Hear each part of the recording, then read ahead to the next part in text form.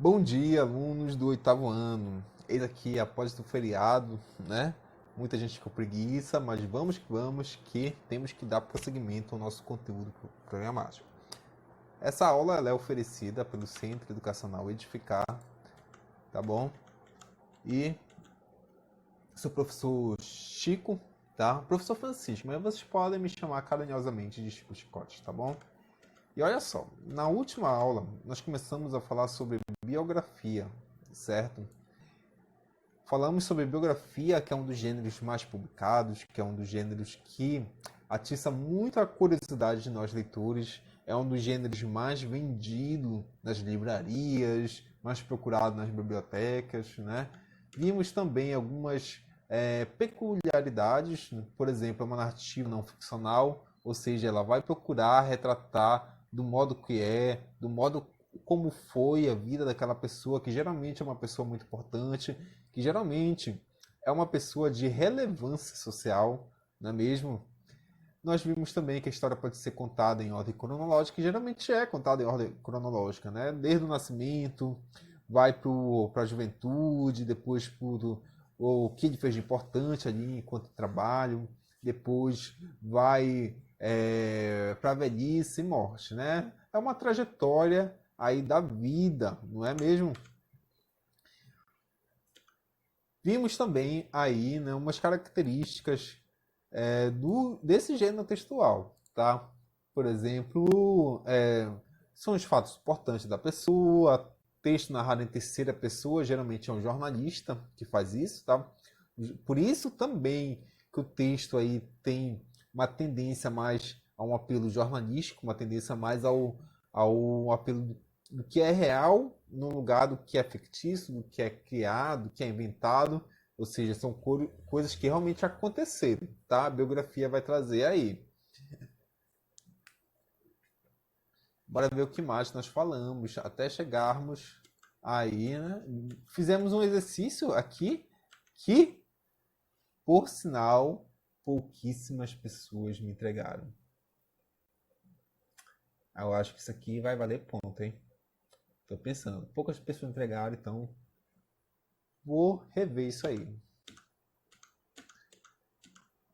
E começamos a ver o que o livro nos fala, não é verdade? Vimos que biografia se trata de um relato de vida de uma pessoa. Esse gênero contribui bastante para ampliar nossos conhecimentos sobre a pessoa biografada, né? Se você quer saber um pouco mais, saber de coisas que não são tão famosas, que não foram tão divulgadas sobre essa pessoa, você vai lá atrás da biografia dela, tá? Então aí, em caracterizando o gênero, é isso que você vai encontrar, tá? E em primeiro momento, nós começamos a falar sobre Fernando Pessoa. Como esse texto aqui da biografia ele é típico um texto biográfico, né? Começa aqui, ó, quando ele nasceu, a filiação, como ele era, a personalidade, tímido, introvertido, já tinha alguns dons literários, mesmo na juventude, né? Depois fala aqui os primeiros poemas, é, a revista importante que ele fundou. Aí nós paramos, se eu não me engano, nos heterônimos, não foi? Não sei se eu cheguei a falar nos heterônimos, que é diferente de pseudônimos. Heterônimos são, na verdade, uma criação, sabe? Uma criação. É como se, por exemplo, eu, Chicote, criasse um outro eu de mim totalmente diferente de mim. Digamos que seria vamos ver. Martim. Vou criar uma versão de mim. Vai se chamar Martim. Martim vai nascer dia 12 de dezembro, digamos assim. Então, ele teria nascimento diferente, teria trajetória diferente, personalidade diferente, mas seria uma criação minha, entendeu? Isso é heterônimo, tá bom? Então, eu acho que eu não cheguei a ler isso aqui com vocês. Então, vou ler. Os poetas criados por Fernando Pessoa ultrapassam os limites da mera atribuição autoral e se constituem personagens inteiros, cuja profissão, ideologia, princípios, conflitos e histórias de visão são bem demarcados. Assim, seria impensável falar sobre Fernando Pessoa sem assegurar proporcional importância às suas outras faces, seus heterônimos. A relevância desses poetas, personagens, dá-se principalmente pelo fato de que Pessoa publicou mais obras assinadas por seus heterônimos do que propriamente com seu nome.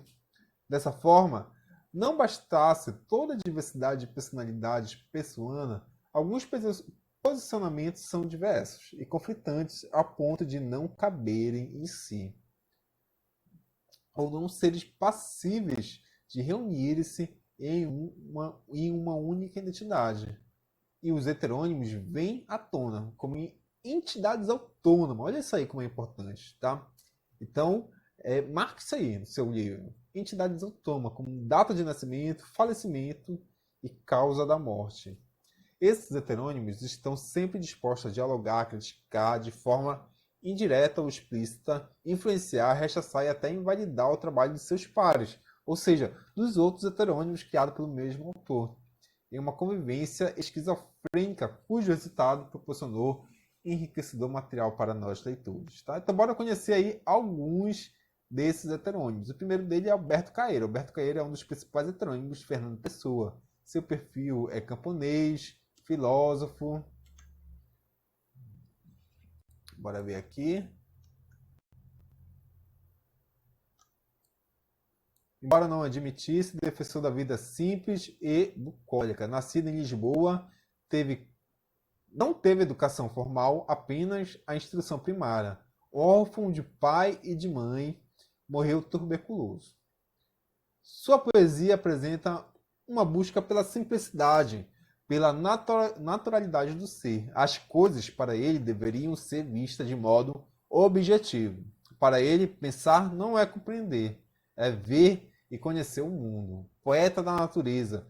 Sua poesia apresenta um verso livre, utilizado em um estilo mais coloquial e espontâneo. Tá, bora ver o outro heterônimo, que é Álvaro de Campos. Álvaro de Campos é um engenheiro futurista, inconformado com o presente extremamente atrelado à velocidade, por vezes assumindo uma postura de descrença em tudo. Seus poemas são escritos em verso livre e também em rimas. Ricardo Reis.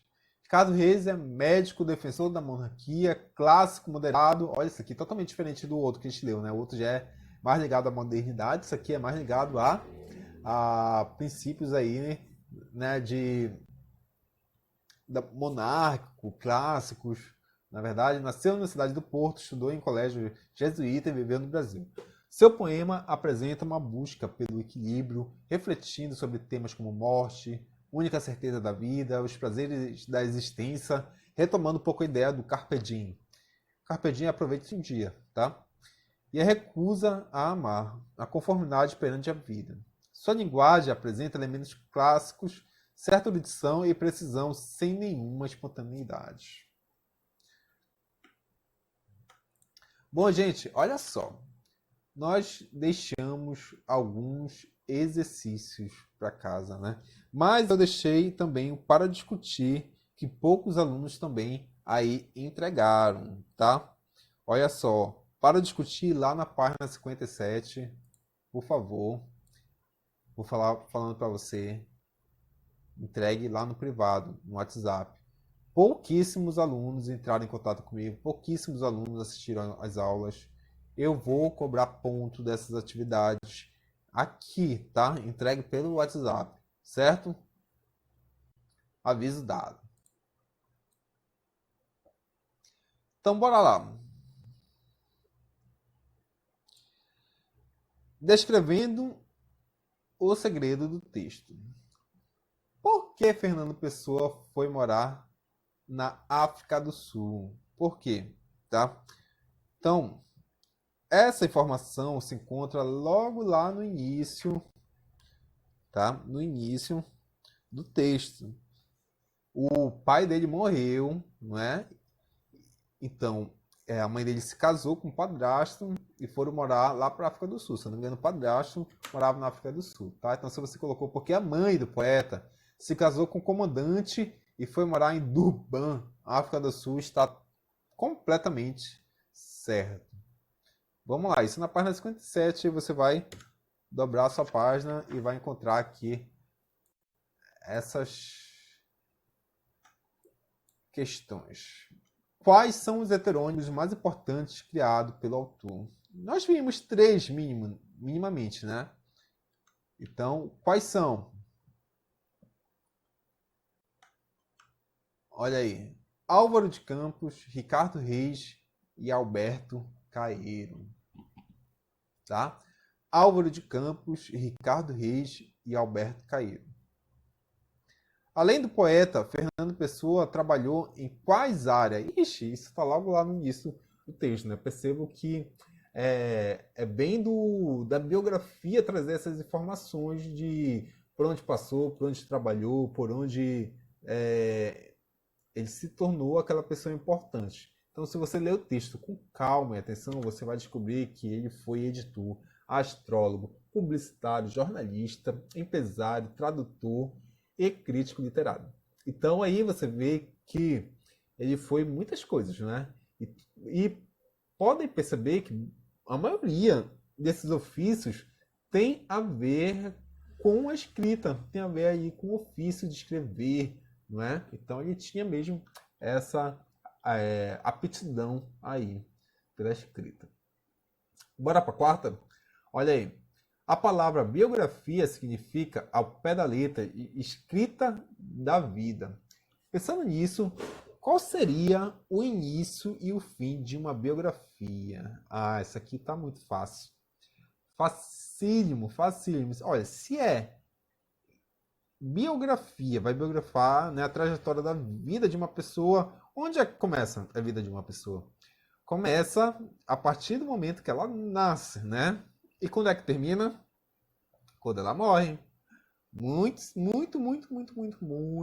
fácil aqui, facinho. Então, bora ver. Início e o fim normalmente são nascimento e morte da pessoa biografada. Né? Bora lá para quinta? Olha, eu não sei nem se eu vou aceitar essa atividade aqui, viu? Não sei nem se eu vou aceitar, porque já estou dando resposta e vai vir tudo igual. Ah, eu acho que eu só vou aceitar aqueles que já me enviaram, né? Então bora lá para a próxima, quinta. Segundo o texto, Fernando Pessoa nasceu no dia 13 de junho de 1888 e morreu no dia 30 de novembro de 1935. Sobre a sua vida, analise as afirmações a seguir. O livro Mensagem é uma obra póstuma? Aí, eu não vou dar resposta por enquanto, mas aí você poderia, com uma simples pesquisa, já poderia responder isso aqui, né? Pessoa viveu 47 anos e morreu em decorrência de problemas provocados pelo alcoolismo? Olha, dizem que sim, né? Biografias mais recentes já apontam que houve outras questões relacionadas a isso, mas a informação mais, digamos, oficial é que sim, que foi uma cirrose, é um câncer, né, provocado aí por excesso de bebida, né? Bora lá.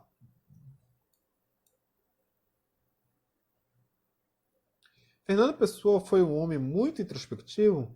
Sim, dizem alguns críticos que ele sequer namorou. Dizem que ele morreu até bebê, boca virgem, né?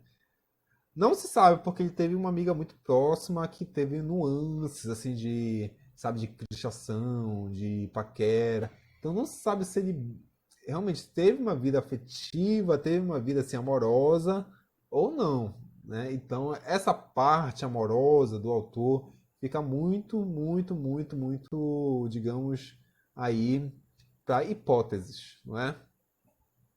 Então está correto qual? A terceira, tá? A terceira está correta. Está correto que se pode afirmar. Está correto que se afirma apenas em 3. Fernando Pessoa não morreu com 47 anos, né? Acho que é isso que está errado aqui. Vamos ver.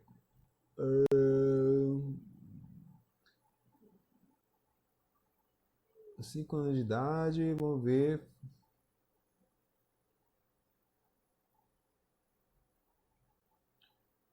Em 1935. 88, 2. Peraí. Ixi, sou ruim de matemática. Não, mas não foi. Não foi com 47 anos, tá? Bora lá. O gênero textual biografia busca relatar a vida de uma pessoa em ordem cronológica. Logo, é um registro escrito de marcas pessoais, de lembranças e fatos relevantes da vida. Sobre isso, respondo às questões. O texto lido contém marcas pessoais? Justifique a sua resposta. Olha, sim, no início do texto, quando há um relato da vivência dos seus pais, tá? Então, se você respondeu próximo disso, você está completamente certo. Embora a biografia tenha aí, né, a pretensão de ser um texto mais distante, embora esteja relatando a intimidade de uma pessoa, né, quem escreve ali tem que ter, digamos, um cunho mais impessoal, né, um cunho mais jornalístico, né, por isso que a maioria das vezes as biografias são escritas por jornalistas. Para você, quais foram os fatos mais relevantes de Fernando Pessoa? Aqui eu vou falar como, né, leitor do Fernando Pessoa, como admirador. Para mim foi muito bacana, foi uma sacada assim fenomenal essa questão dele priorizar e criar vários heterônimos, várias pessoas que é de si mesmo, né? E isso é muito bacana para nós que vivemos na modernidade, para nós que vivemos nesse mundo tão frenético. A gente não consegue ser apenas uma coisa, né? A gente é múltiplo, nós somos vários, sabe? E Fernando Pessoa lá nesse tempo já tinha entendido isso. E por isso criou heterônimos. Ou seja, cada um daqueles personagens que ele criou, por mais que fossem diferentes e conflitantes entre si, não deixa de ser ele, sabe? Assim somos nós. Cada dia, por exemplo, o chicote de hoje não é o mesmo chicote do ano passado ou diante da pandemia. A gente está em constantes transformações. Então são vários eus do eu. Vocês entendem? Estão entendendo isso? Eu tô viajando muito. Entenderam, né? Então, mas se você achar que um outro ponto foi interessante, você pode colocar aí também. Essa é a resposta pessoal, tá? Um dos poemas mais famosos de Fernando Pessoa é Autopsicografia. Vamos ler atentamente e, em conjunto com seu professor, faça uma pesquisa acerca das características do poema e logo após responda as questões. Psicografia. O poeta é um fingidor. Finge tão completamente que chega a fingir que é dor. Dor que deveras sente. E os que leem o que escreve, na dor lida sente bem. Não as duas que ele teve, mas só a que eles não têm. E assim não calhas de roda. Gira a entreter a razão, esse comboio de corda que se chama coração. Amei-te e por te amar. Psicografia. Esse é um dos poemas mais famosos do Fernando Pessoa. Principalmente esse primeiro, aqui, essa primeira estrofe. O poeta é um fingidor. Finge tão completamente que chega a fingir que é dor, né? Muitas vezes o poeta ali ele escreve, ele coloca no papel mensagens que muitos de nós se identificam, né? Por exemplo, a gente está passando por uma desilusão amorosa. Não necessariamente o poeta está passando por essa dor amorosa, mas ele entende, finge que está tendo aquela dor e ele consegue transpassar para o papel, né? Porque imagina só, quando você está sofrendo aí por amor, se você colocar no papel, meu Deus, vai ser muito cafona, vai ser uma coisa horrível, porque você não está pensando na métrica, não está pensando de como vai ficar bonito ou não, você está pensando no seu sentimento. Mas o poeta, ao contrário, ele pensa nessa dor, né? Ele tem essa dimensão dessa dor, mas mesmo assim ele tem uma racionalidade de criar um poema da melhor forma, sabe, uma forma mais racional, digamos, vou colocar essa palavra aqui, vou colocar essa outra palavra aqui, que assim vai ficar melhor sonoramente, né? Então, ele escreve ali, racionalmente, algo sobre o sentimento, que é algo que a gente sente, né? Então, por isso que ele é um poeta, é um fingidor. Finge tão completamente que chega a fingir que é dor que deveras sente, tá? Ele está fingindo aquela dor, mas também ele sente. Muito bacana, não é? Então, letra A. O que é autopsicografia? Observe que na formação dessa palavra entram o elemento auto, psico e grafia. Então, aqui você poderia fazer uma pesquisa na internet também, mas também você poderia ir pelo seu conhecimento de mundo, né? Então, psicografar significa redigir aquilo que é ditado por espírito, né? Nós temos aqui no Brasil uma personalidade muito famosa com psicografia, que é o Chico Xavier, né? Redigir aquilo que é ditado por espírito. Acrescentando do prefixo auto, o termo designa que o eu poético escreveu o que foi dito por sua própria alma, essência. Muito bacana também, né? Bora lá para B. Com base na questão anterior, diferencie biografia de autobiografia. Olha, isso aqui já falei para vocês na aula passada, tá? Que biografia é a obra sobre a vida de uma determinada pessoa, tá? Geralmente produzida por escritores, por jornalistas e historiadores. Já a autobiografia ou livros de memórias apresentam impressões pessoais de uma pessoa sobre sua própria trajetória. A primeira biografia vai ser escrita em terceira pessoa, vai ser um jornalista escrevendo sobre a vida de outra pessoa. Já a autobiografia vai ser a própria pessoa escrevendo, então vai estar na primeira pessoa. Eu fiz, eu peguei, eu caí, não é? Então é isso, bora para C. Na primeira estrofe, no entanto, há uma oposição ao que o título dá a entender. Que oposição é essa? Quando afirma que o poeta é um fingidor, o eu lírico assume a inverdade daquilo que está sendo dito, o que não significa que ele está livre do sofrimento, mas sim imita, através dos versos, a dor que deveras sente. Ou seja, o escritor sofre a condição necessária para o fazer poético, uma vez que a arte é a expressão da emoção e do sentimento. Muito obrigado pela aula de hoje, muito obrigado pela atenção. Eu vou aguardar esses exercícios, eu não quero cópia aqui dessas atividades. Eu quero aí as perguntinhas que estão lá na página 57 que vocês não me entregaram. E a nossa próxima aula vai ser vozes verbais. Beijo do Scott e até mais.